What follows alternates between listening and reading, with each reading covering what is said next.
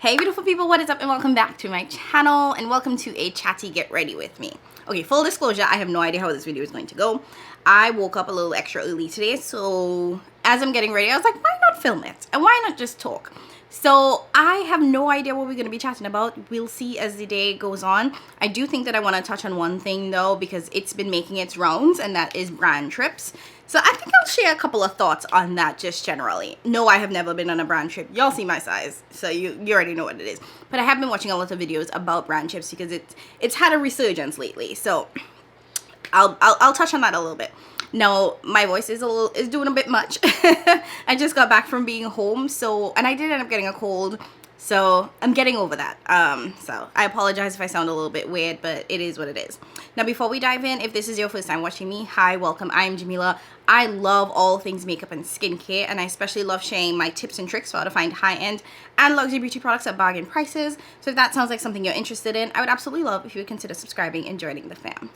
Okay, so I also may look a little tan because, you know, your girl went home and she got color. The sun was sunning. I got sunburn on my lips. I didn't even know it was possible to get sunburn on your lips, and yeah, I looked like a solid chain smoker for days. I still kind of do because it's still on my lips, but it is what it is. I'm alive, I'm healthy, I'm doing well.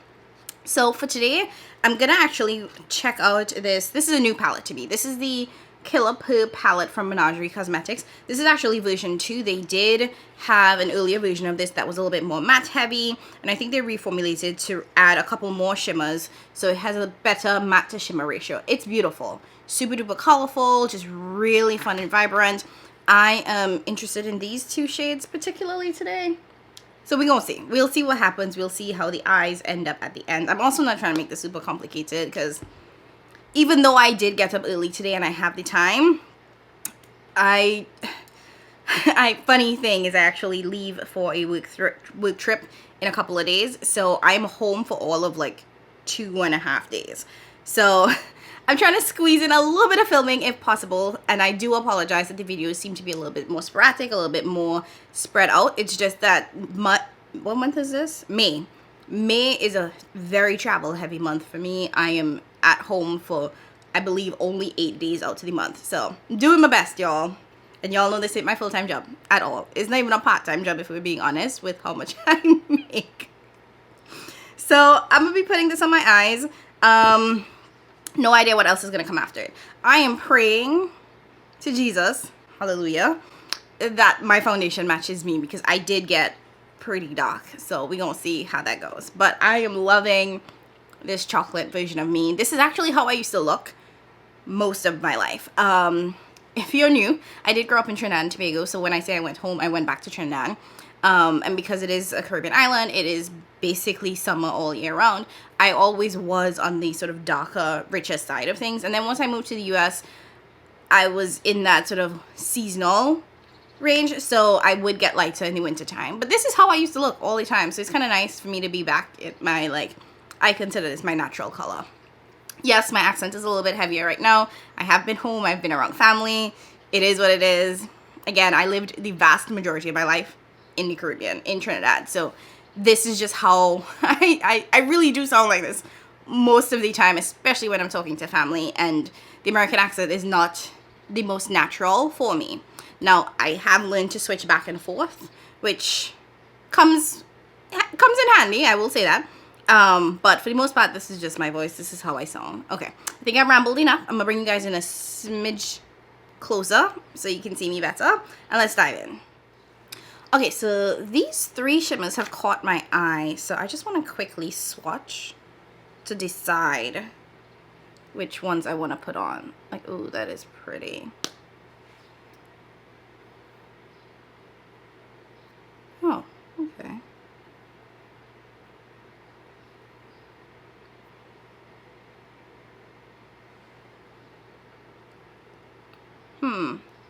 So I think I'm gonna end up doing these 2. Like, this looks very green on camera, but it has, you see that blue flip to it there? So green, blue. This one is a blue purple flip. So I'm gonna do these 2 because I think they match really well. Okay, so I told you guys I wanted to talk about brand trips because that seems to be making the rounds. It seems to be all everyone has talked about. I have seen a couple of, I guess you would call them drama channels. I don't know if they'd call themselves drama channels, but I'm going to call them drama channels, talking about brand trips, specifically the Tarte brand trip, or brand trips, I should say, because Tarte has had, I want to say, at least 3 brand trips in the span of like 3 months. They have really been digging into brand trips as their way of marketing the brand. Now, I'm not going to say that's a good strategy, that's a bad strategy. That is Todds' strategy. Now, if you are new to the makeup scene, as in you started during the pandemic, so anytime in 2020 to now, for you, brand trips might seem like something that is completely foreign. You're like, wait, what is this thing? What is happening? But if you were watching beauty content or involved in the beauty community kind of like pre-COVID, you know that brand trips was something that I really want to say Tarte pioneered. Were they the first brand to do a brand trip? I don't know. But were they the brand that made it popular? Absolutely. Tarte really was one of the first brands to capitalize on influencers or creators and really sink their hooks into them and utilize them for marketing. And they sort of birthed the idea of this brand trip, which is a brilliant idea if we're being honest. So the way in which brand trips work, or the way in which I understand it to work, and again, all of this is my opinion, so please take it with a grain of salt, is that brands engage a couple of creators, or, you know, depending on the size of the trip, it could be a lot of creators, and they plan an entire trip around them. Now, usually the trip is around promoting a new product. It could be a new launch or re-promoting a product that already exists. There's always some sort of marketing piece tied to it. For example, Tarte, one of their main products is their Shape Tape Concealer, right? So if they were to launch a new concealer shade or expand the shade range or create a different formulation, they would create an entire sort of brand trip around promoting this. Now, it is somewhat of a subtle way of promoting it because the product or whatever they're trying to promote is sprinkled in throughout this experience that the influencers are going to get. Essentially, what the brand does is, again, identify creators. Usually, it's based on the size of the creator, so how many followers they have, what their platforms are looking like, and they tend to be, for the most part, the folks that are in the 500,000 and up, the millions, the ones that are bringing in millions and millions of views, which makes sense. You are a brand. You are trying to sell a product. So they usually bring them to this location, and Tarte has been known for doing brand trips extravagantly. Like, they're not taking you to New York, LA. No, baby. You are going to Bora Bora, the Maldives, Dubai. And that has always been Todds' MO. And it has worked for them because people were interested. Now, once brand trips started becoming more popular, it was a win-win for both the brand as well as for creators. Because let's be real, the people that are watching these creators are going to tune into their channels to watch the content, the vlogs that they have from being on the brand trip, which is beneficial to those creators. The more views you get, the better.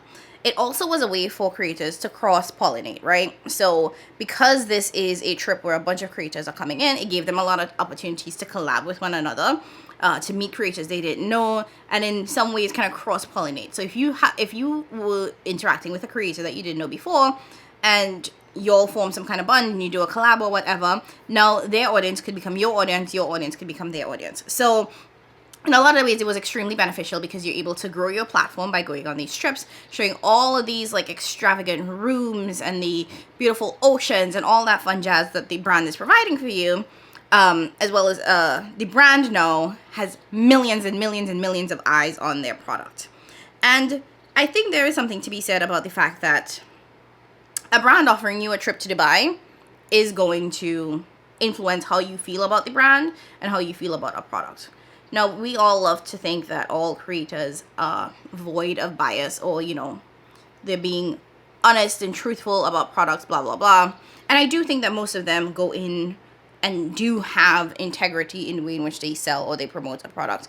But bias is not necessarily something that you can control all the time. So I think that one of the things that the brand sort of banked on or relied on was the fact that you're bringing all these people to this beautiful place. you're showcasing this product, chances are they're going to like the product. Chances are they're going to give it a positive review. I feel like I very rarely saw folks go on brand trips and come back and say, you know, that was trash. That product was horrible. The beach was nice, but the product didn't work for me.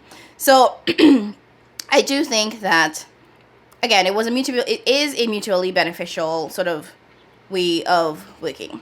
And I think what's really important about brand trips and the way in which it is a promotional product for brands and why they tended to hone in on this is because they have now curated a very specific audience. Now, brands could obviously take the money that they have allocated for promotion and spend it on a TV ad, spend it on magazine ads and whatnot, but that's going out to everybody. And let's be real, the makeup lover, the people that are very enthusiastic about beauty and skincare, is a small part of the population. And when you bring in influencers that are beauty influencers, the people that are watching them are that population. So now you as a brand have completely whittled down your potential consumer base right there. So instead of kind of like throwing it at the wall with a blanket ad and hoping people watch it and it sticks, you have now captured an entire audience that loves beauty content. So it makes sense. And I think that Tarte was really, really smart for doing that. You know, these mattes are actually blending better than I remember. So good job, Menagerie. I can't remember if they reformulated or not, but if they did, I am really enjoying it. Now, even from the beginning, I think brand trips were kind of filled with a little bit of controversy, a little bit of, I don't want to call it backlash, but they weren't always viewed as the most positive thing. And I think part of that is because of the people that went on these brand trips. So like I said, it tended to be these mega influencers, the folks that had millions and millions and millions of followers. So the Jeffree Stars, the Manu MUAs, blah, blah, blah. And these are people that if you have been a part of the community or been watching beauty content, you know these people have had controversy follow them for some years now. There were issues with people feeling like there were clicks. There were issues with people feeling like people were doing things for clout, blah, blah, blah. So there was always a little bit of controversy tied to brand trips. But I will say that most of the controversy tended to stick with the creators. It never really rolled out to affect the brand. It was very much like, okay, these creators are problematic and they are bringing drama to these brand trips. At least that's how I kind of perceived it to be. I never really saw that the brand themselves were problematic. And I don't know if I think they are problematic. No, to be quite honest. And because the brand trips were typically centered around going to these very extravagant places, most of which were international, once COVID hit, all of that stopped. All of that went away. And brands now had to find different ways in which they could promote their products. And now that we are pretty much back to normal business operations, if you want to call it that, or normal world operations because COVID is no longer a global pandemic, brands have been bringing back brand trips. And mainly Todds, because Todds is the one that really pioneered it, and they have decided that they are jumping back into brand trips with a force. And so far, from what I can tell, the 3 trips that I've seen have all had some kind of controversy. Now, I don't agree with all of the negative things that are being said about brand trips, nor do I agree with all of the positive things that are being said about brand trips. I am pretty in the middle. And I think that from watching videos about brand trips and reading the comments, I feel like it's a pretty significant split. I think some people hate it. They think it's the dumbest idea ever. And I think some people love it and they, see it for what it is, a marketing strategy. And I think that I wanted to do a video talking about this because I do think that this is a very, very interesting point of conversation to hear both sides of the argument because it is so evenly split. Maybe not evenly, but because of that split I'm seeing personally from people that are commenting on brand trips. So I really want to hear from you guys what your thoughts are on the issue. Now, I want to talk first about what I've been hearing about the Tarte brand trips. So like I said, Tarte is the one that really pioneered this, and they have really jumped back into brand trips in full force. They have decided that this is how they're going to spend their marketing budget. And one of the things that I have seen in a couple of videos is that they have been getting backlash for being not inclusive in the way in which they do their brand trips, for treating creators of color less than or worse than in their brand trips. And obviously Tarte has a very, very known history about on how they treat creators of color. Hashtag Shape Tape Foundation. If you don't know that whole story, Tarte released a foundation that was inspired by their Shape Tape concealer. The shade range was disgusting. I'm using that word very, very confidently, because they had 2, maybe 3 dark shades, and then they were like, oh, well, we were planning to expand the shade range in the summertime because people get darker in the summer. And I remember Makeup Shayla saying this best, like, my skin tone is not seasonal. This is how I am year round. Yes, we as black people or people of color do get darker in the summer, but we don't get that light in the winter. Come on now. So that caused a lot of, issues for Tarte. A lot of people were just like, you know what? You're going to be on pause. Go sit somewhere, Tarte, until you figure it out. And now with this resurgence of brand trips, people are being very, very observant in who's being invited on these brand trips and how everyone is being treated on the brand trips. Now, when we look at the brand trips, I do think that Tarte still favors white creators. I do think that the vast majority of people that get invited on these trips don't look like me. And that's fine. It's like, listen, here's how I feel about it. Tarte can invite who they want to invite. They have every right to cater to whatever consumer base they want to. If Tarte, the owner, founder of Tarte, wakes up tomorrow and says, I only want white people to buy my products, fine, sis, it's your brand. Do whatever you want. It's up to us as the consumers to decide if we want to support a brand where we don't think that we're represented, period. So I'm not even mad at Tarte for that. I am literally not lighting any torches or bringing out any pitchforks for Tarte. And I do think that they have continued to show us who they are and have done very little to improve. So I am not losing any sleep or raising my blood pressure in any way over Tarte and their business practices, to be quite frank. But anyways, so one creator in particular, I don't remember her name, and I saw her TikTok from other people's content because I don't have TikTok, actually did a video talking about Tarte's latest brand trip, which was a trip where Tarte brought a bunch of creators to the Formula 1 races. Now, I don't know anything about racing. I thought it was particularly weird that they chose Formula 1 racing to bring a bunch of beauty creators to, because I don't know if these beauty creators themselves know or care about racing. Is it going to be a fun experience? Probably, sure. I'm the type of person that just because I don't, know about something or watch it particularly, I could still go to it and have fun. Like, I don't watch sports, but take me to a basketball game. I will have the time of my life. Take me to a football game. I will sit there and enjoy it because, when you're in that crowd and that environment, you tend to feel the vibes and you tend to go along with it, right? You tend to get a little bit of energy and excitement from it. Plus, just because you are into one thing doesn't mean that you can't experience or be exposed to other things and enjoy it as well. So I'm not mad that they took them to Formula 1. I do think it was a weird decision. I didn't quite see the connection to beauty, but okay, maybe they're trying to reach a different audience. Whatever, not my business. But essentially, they decided that they were bringing a bunch of creators to this Formula 1 race. It turned out that everyone had a different itinerary. So some people would arrive at certain dates and leave at certain dates that weren't all lined up, which I thought that was weird. And I do think it's weird because if you're doing a trip, I think you would want everyone to have the same sort of schedule. But I think what Tarte explained it to be is that they wanted to see how much people they wanted to get as much people there as possible, and they wanted everyone to have the same experience in terms of you get one nice dinner, one day at the racetrack, and one day at the club. But it wouldn't be the same day for everybody. It could vary, which, again, I think that's a little bit weird. I also think that is very, very hard to organize. So in terms of the logistics of it, it doesn't even make sense to me because I do think it's more work to try to create separate itineraries for everybody because they would be coming and leaving on different days. Now, the creator who posted TikTok did mention that, all of the other people that she knew that were going there, that were her friends, they were leaving on the day of the official race. She was leaving before. She thought that was weird. She also noted that, there weren't a lot of creators of color, and she was one of the few black people there, and she's also on the lighter side of blackness, if we want to mention that as well. And she was like, well, why everybody else here for the race and I'm not here? Which is a very, very valid question to ask. So that was something that threw her off. And then I think there was another creator for another trip who mentioned that when she went on the brand trip, and she, you know, she was happy, she was grateful to be there, but then she started seeing other creators who were posting their room tours, and she was like, but why my room is smaller than theirs?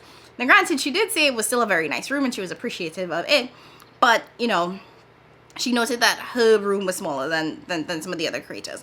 And I do think that that is a hard thing to deal with, right? Because here's the thing.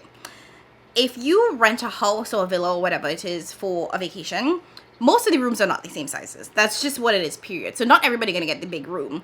But I think it was very unclear as to how Tarte doled out the rooms. And maybe they should have been more transparent about that in terms of like the people with the bigger follower account get the bigger room, or the people with who are staying the longest gets the bigger room because they're here for a longer period of time.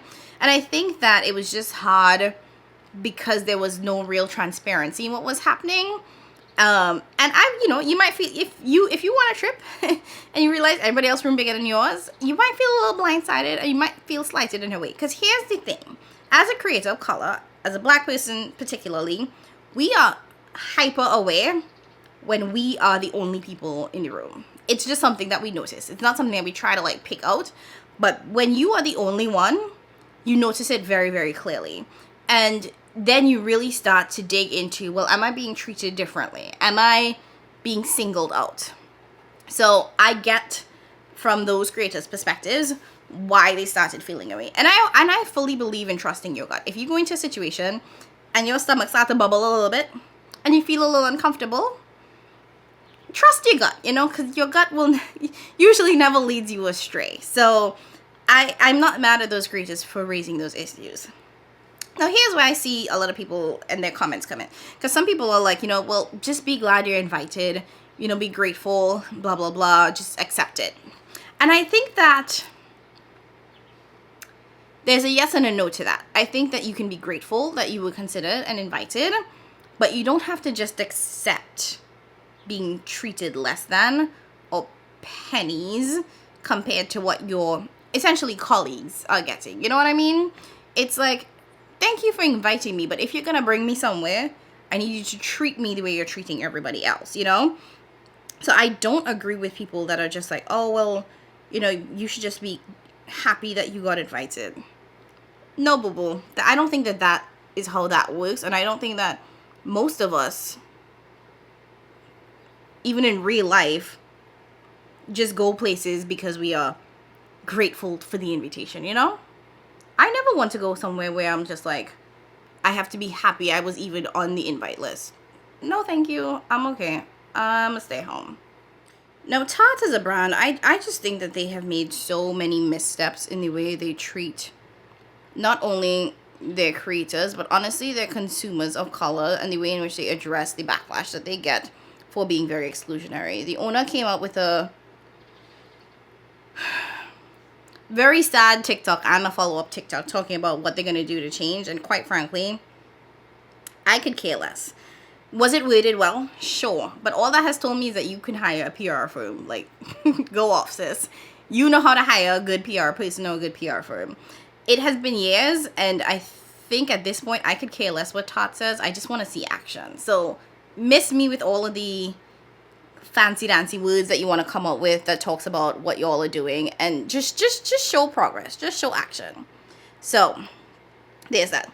Now, the other thing that I want to talk about that comes up in this conversation a lot is the fact that people feel like creators are being rewarded with these extravagant trips for doing nothing or for being salesperson or selling to their audience. And I know Jen Loves actually did a really good live chat talking about the creators and friends trip. I don't call it brand trip because it's not really that. But the creators and friends event that just happened. So definitely go watch that.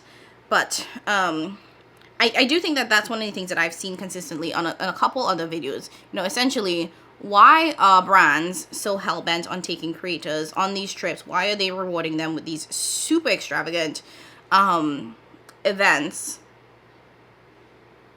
And in some ways kind of like flashing it in front of consumers.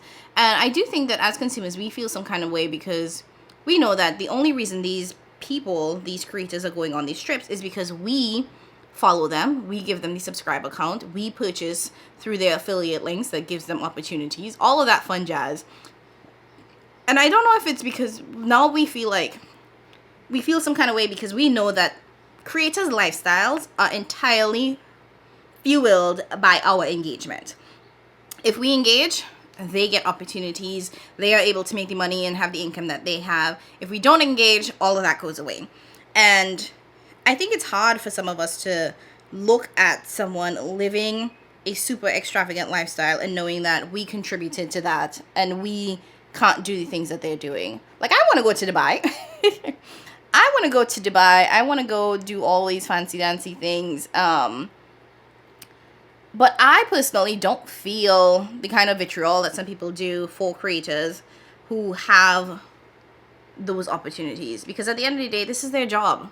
That's what they do. And I feel like we still, even though we understand that this is a job and this is a career for some people, we still don't fully accept it. And we still think that they shouldn't have these, I guess what we look at as perks of this job. And the reality is, I think all jobs have perks. I don't know if they're as great as the perks that come with being a creator, which are oftentimes like free products. You get these extravagant trips, blah, blah, blah. So it's hard to like compare because it's apples to oranges a lot of times. It might, because if you work in like a typical retail job, your perk might be you get 30/40% off when you shop at that store, which is very different from I create videos and post them on the internet and I get trips to Dubai. See what I'm saying? Okay, let me quickly finish up this eyes and then we'll start on the rest of the face and continue this conversation. Okay, so most of my makeup is still packed away, so we're just gonna go with whatever I can find. So I'm going in with the One Size primer. Okay, so I can't remember where we left off, but I think I talked about the fact that Tarte has had issues with not being extremely diverse or inclusive, and it's also showing not only the way in which they create products, but the way in which they create the creators that they engage the creators that they bring with them on these brand trips, right? Going in with my Givenchy foundation. Now, overall, I am not opposed to brand trips. Like, from a holistic perspective, I'm not opposed to it. But I think Tarte has a lot of issues, and I'm using Tarte specifically because I can't think of any other brand that does it, is that no, it feels very unclear the purpose of these trips.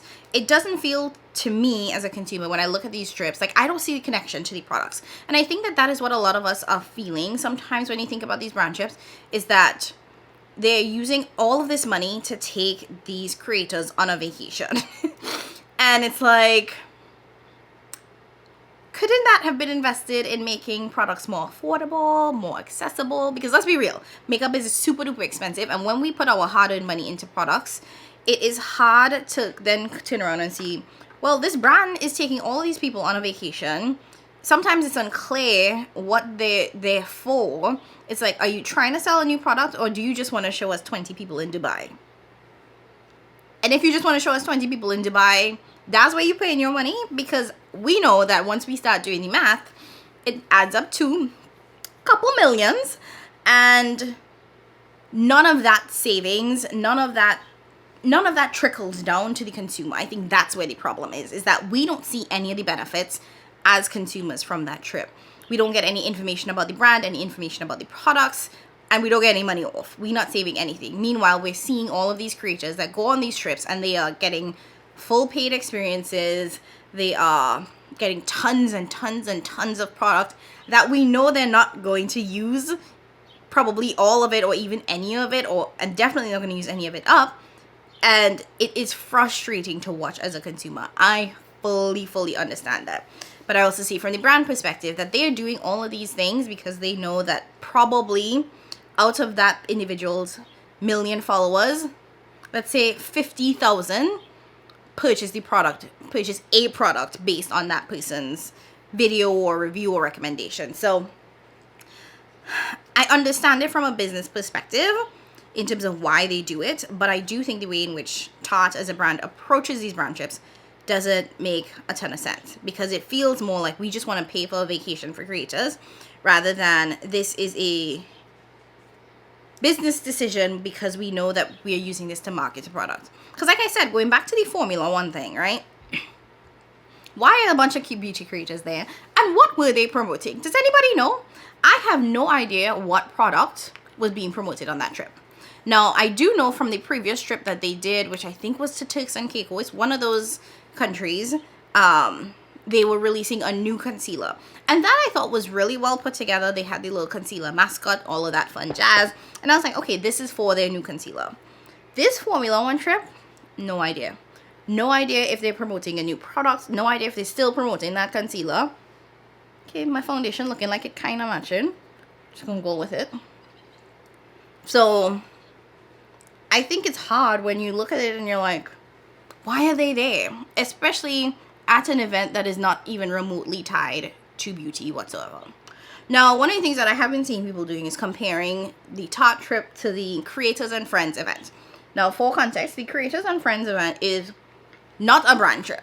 It was actually a trip that Samantha March and somebody else came up with, but it was supposed to be a girls trip. They would bring a bunch of like girls that, you know, creative friends to hang out somewhere.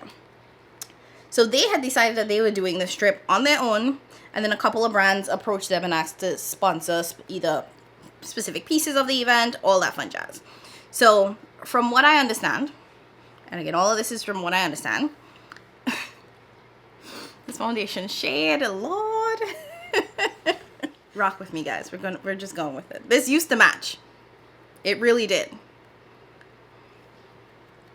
So what I understand is that the first brand to step up was BK Beauty, and they covered the majority of the expense, which was their house. So they paid for the home, or the, I don't know what to call it, but the facility, building, house that the creators stayed in. And then other brands jumped in to sponsor specific parts of it. So Unearthly Cosmetics, they did a brunch for the girls.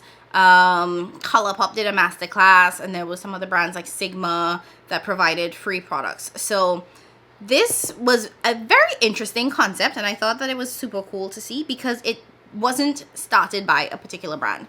The idea for this wasn't a brand specific idea. It was a bunch of girls that are creators that were like, let's go on a girls trip, and then brands decided to sponsor specific pieces of it. Now, I do think this worked particularly well because it wasn't like one brand event, one brand trying to do something. But is this something that can be replicated? I don't know, if I'm being honest. And I've watched a couple of videos. I've watched Jen Love's video. I've watched a couple of the other creators because I do follow most of them. And I don't know if this is something that can be easily replicated in terms of how it came about. Because like I said, the sort of impetus for this was Samantha Marsh and another girl, and they just wanted a friends trip, a girls trip with friends. And I think it's great when you have creators that know each other and can come together and do something like that. But I don't know how exclusionary that would be, right? Because if they already have friend groups and if they already have established relationships, does that then exclude others from being able to participate in an event like this? Which is why I'm saying I don't know how well this would work on a large scale, because I don't know if all of these creators really know each other. Now, granted, some of the creators that did go on these trip, they did mention that, you know, that there were some people that they just didn't know. They got to know them on the trip, and that was fine. But I do know that there were some established relationships kind of prior to this. Now, one thing that they all made clear about this is that this was a friends trip. So, like, in terms of expectations for posting and utilizing products, there were none. You know, granted, BK Beauty sponsored the home. It's not like they were under contract. None of them were under any contract or obligation to post about any of the brands that contributed to the trip. So it did give them certainly a ton of freedom and flexibility in how they wanted to craft their content. They could have posted a ton, they could have posted nothing at all. Totally up to them, which I fully appreciated. The other important thing I think to note about this is the size of the creators that attended this event. I don't think anybody there had 1 million followers. I don't think, maybe I'm wrong, because again, I don't know everybody that went on the trip. Of the people that I knew that I watch, they don't have 1 million followers. Do they have sizable followings? Some of them do and some of them don't, which again was really interesting because I thought that that was such a great idea to have creators of all different sizes attend, you know? It didn't matter if they had 1,000 followers or if they had 100,000 followers. There was so much diversity in the creators that were there, and I really appreciated seeing that. I also think that one of the things that played out well was the fact that this was not sponsored by one specific brand. So because they had Sigma, Colourpop, BK Beauty, all these brands involved, I feel like it felt less salesy because there were multiple brands in there than, you know, Tarte doing a Tarte trip and everything is about Tarte. Everything is about Tarte's products or whatever Tarte has going on. I think that that played really well into that trip. And I appreciate that even though this was a fun trip and it was in some ways a vacation, it still felt like there was a purpose.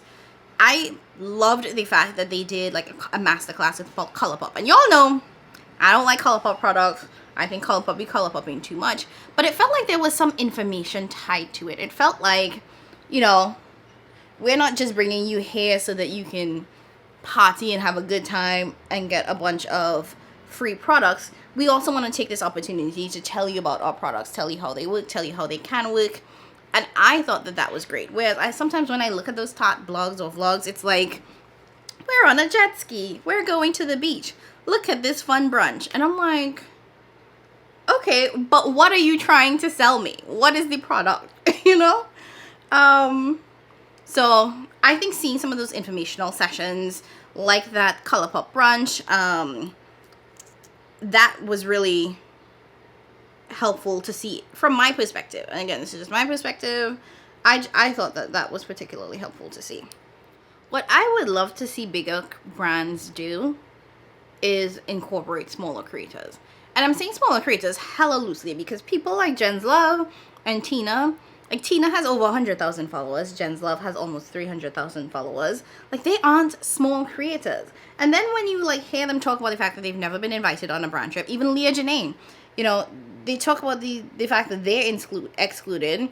And it's like, wow. And when you really stop to look at it, the people that do get invited to these brand trips are the ones that are in the millions and millions of followers. And these aren't necessarily people that I follow. I don't think I follow anyone that has that many followers. So I would love to see brands not only focus on the big creators, because I get it, more followers, more eyes, but also take into consideration some of the more mid-size and micro and nano influencers, because I do think that they have a place in this community, but they are just oftentimes excluded completely. And brands don't see the value of their content, they don't see the value of their work, which is really sad because I do think that they work extra hard to grow, to try to grow their audience and put out great content. And sometimes it's just, you know, it's not easy for everybody. Like a lot of times you have to win the algorithm lottery to get the type of exposure and recognition. So I think that is one thing that a lot of brands or brands that want to do brand trips can learn from, is like how to diversify their invite list in terms of race, gender, ethnicity, platform size, all of that fun jazz. Now I want to react to something that I've heard come up in multiple videos that I honestly don't agree with. And that is, I've heard or seen a couple people say that brands should be utilizing their money or utilizing these experiences to celebrate their consumers. And I don't agree with that, because what would be the purpose of that? Tell me. When have you ever seen that in any industry? It does not make sense. At the end of the day, the entire purpose of this brand is to sell product. Creating brand trips around consumers, regular, smegular, degular people, does absolutely nothing for the brand from a financial perspective. I get it. We are the ones that are making these brands money. We are the ones that are buying the products. We are the ones that are responsible for the success of both the brand and these creators. And it feels like the creators are reaping, and the brands are reaping, the rewards of our hard-earned cash. And they are. But that's what it is. Brands are businesses. I will say this until I am blue in the face. Brands are businesses. They are not your friends. They are not. And content creation is a job for some people. For some people, this is their career, and this is a part of their career. So I don't think that it's right for us to vilify people for doing things that are simply a part of their job. And I really, really think it makes absolutely no sense for brands to start inviting regular consumers on brand trips, because it gets them no visibility, it makes them no money, which is at the core the entire purpose of these trips. It may not feel like it. It may feel like all they're doing is spending tons of money to take a couple of people on a fancy dancy vacation, but at the core, it is about selling their brand, selling the product. And regular consumers cannot do that for them. Now, are content creators salespeople? They can be. Some of them are. I think some of them spend a lot more effort trying to convince you to buy certain things. For example, Jaclyn Hill is one of those that only comes online to sell you something. So I think that she definitely falls into that category of a salesperson. But I do think that, I don't want to say the vast majority, but of the people that I watch, I feel like most of them aren't necessarily trying to sell a product. They are just trying to be informative, and give you the information that you need to make an informed decision. That's how I feel just generally. Okay, I'm gonna quickly finish up the rest of my face and I'll come back to end this video. 2 seconds. Okay, I'm back, and this is the final look. Let me scooch you guys in so you can see the eyes. It's pretty. I like this. And I haven't done makeup in a very, very long time, you guys. Especially like not this kind of makeup, because when I travel, I try to keep my looks pretty simple. So this is the face. For the rest of it, what did I use on the rest? Oh, for the rest of it, I actually went in with my House Labs blush. I think I'm gonna return this. I don't think I like it. I tried it before, and I think it's just okay. I just don't think it does anything that is super revolutionary. I also feel like I do get a little bit of patchiness when I use it, so I think I'm gonna return that one, especially because it's expensive. It's an expensive blush, and for it to be just okay, I'm alright. Maybe it's the color that I got, but the others that I swatched in store were a little bit ashy, if I'm being honest. They look very pigmented, but then when I swatched it, I was like, no. So I'm going to end up returning that and a couple other things that I picked up in the Sephora sale, because they weren't for me. Not that they were bad, they just weren't for me. Okay, this video has already been very, very long, so I want to wrap it up really quickly with just my overarching thoughts. Overall, do I think brand trips are bad? No, I don't think that they're inherently terrible. I do think that they are a very, very good marketing strategy. Like I said at the top of the video, this is a way for brands to reach super duper large groups of people that are very specifically focused on their product. So thinking about beauty and the beauty community particularly, beauty influencers have followers that love beauty products. They either like makeup or they like skincare. And because that is their entire following, it makes sense for brands to reach out to and engage with creators in a way, in multiple ways, whether it be through PR or through these trips, because they know that their audience is hyper focused on that specific category, that specific niche, beauty. Now, I do think that there are ways in which brands can think about how they do brand trips. You know, one, making sure that it is as equitable as possible, thinking about the people that you invite on the trip. Are they good people? Do they have numbers of controversies behind them? Because you don't want to bring people that are shady or shysty or have a lot of drama that follows them. I don't think that bodes well for the brand. Is it a diverse group of people? Too often, entire communities get left out of the beauty space. So Black people, other people of color, people of different genders, men, women, all of that fun jazz. A lot of times it tends to be white women. There's a very huge focus on white women. And I think that brands need to be very careful and very thoughtful about the list of people that they invite to make sure that they are reaching all of the communities. Because, you know, beauty is loved by many. And it's not just one specific demographic that wants to engage in beauty content or beauty products. So I think that is something they need to be mindful of. I think they also need to be mindful of what this trip is. If you're gonna promote a product, promote the product. Don't just show us people having fun. Yes, we want the creators to have fun. They should have fun. They're going on a trip. But if the entire purpose of the trip is to promote your brand, to promote the product that you're launching, and consumers don't see that, I think it just feels like, so you just wasted millions of dollars sending these people on a vacation when your products are ridiculously high and expensive. And I think that leads me to my last point, is think about ways in which you can include the consumers. I don't agree that these trips should be for consumers. It makes absolutely no sense for brands to bring regular people on these trips. It does not make them any money. It does not sell them anything. I do think, however, that there are ways to include consumers so that they feel like they are part of it, you know? Whether it be a giveaway, so you give away a goodie bag, or you give away what some of the influencers will get on the trips. It might even be giving away a trip itself, you know? Giveaways so that people feel included, lives, all that fun jazz, so that people feel like they are part of the experience. I think that is a way to include consumers. I just don't agree that this should be for consumers. It makes no sense from a financial and from a business perspective. And overall, I don't think that they should go away. I think that they're fun. I think that they look great. And I'm not mad at brands for doing it. I'm not mad at influencers for going on it. It is what it is. It's a perk that comes with the job of content creation. It's a part of their job. It's a part of the work. That's what it is. And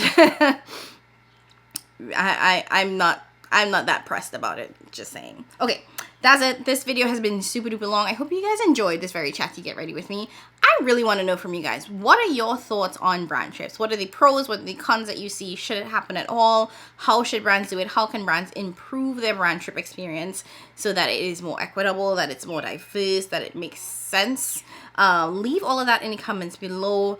Hopefully this will be a premiere so we can actually chat about it live, but I still want to hear everybody's thoughts, because I think that this is a very interesting conversation that's happening now, especially now that the world has reopened and we can travel and do these fun things, which we weren't able to do for the past 3 years. So let's have a conversation. Keep it cute, keep it classy, keep it respectful. We don't play that over here on this channel, so act right, okay? Act like you have some home training and some brought up. See for me, please?